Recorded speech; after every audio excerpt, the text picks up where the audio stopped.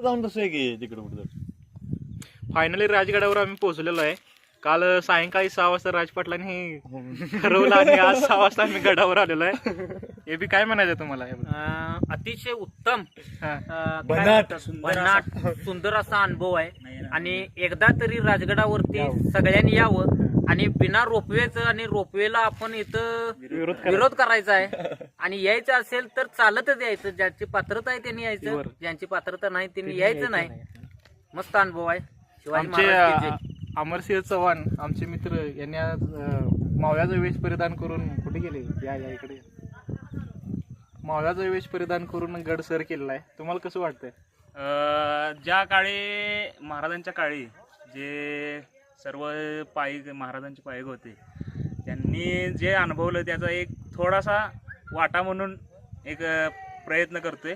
एवढंच, बाकी काय नाही. आणि तुम्ही करावा अशी इच्छा आहे.